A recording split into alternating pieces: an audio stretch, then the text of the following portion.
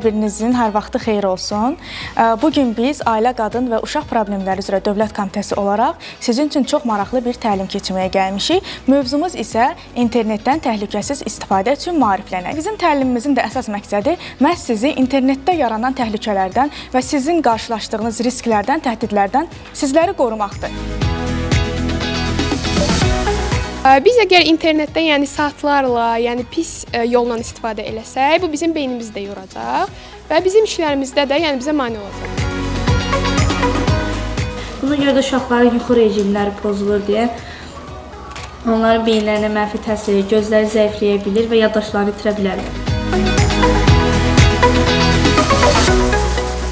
İnternetdə olan hər hansısa bir yaş məhdudiyyəti, yəni məsələn 3 yaşlı indi az yaşlı uşaqlar da yəni internetdən istifadə edirlər. Həmin uşaqların yaş qrupuna aid olmayan videolar və yaxud hansısa bir məlumatlar uşaqların psixologiyasına zərər verə bilər. Əgər bir Wi-Fi şəbəkəsinin kodu yoxdursa, deməli onun təhlükəsizliyi də yoxdur, düzdürmü? Yəni bu cür kodlardan istifadə etməklə, yəni kodsuz Wi-Fi-lərdən istifadə etməklə də sizin məlumatlarınız oğurlana bilər.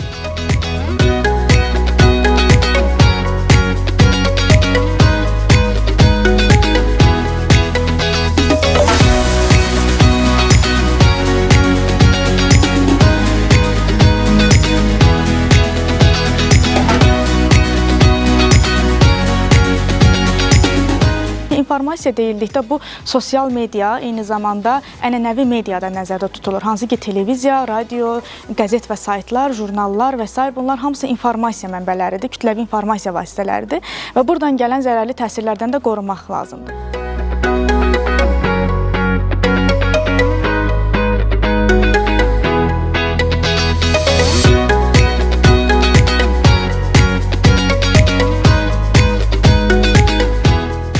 Bizim əgər 12 yaşımız varsa, biz 12+ məhsullardan istifadə etməliyik. 16+ olan məhsullardan istifadə etməməliyik.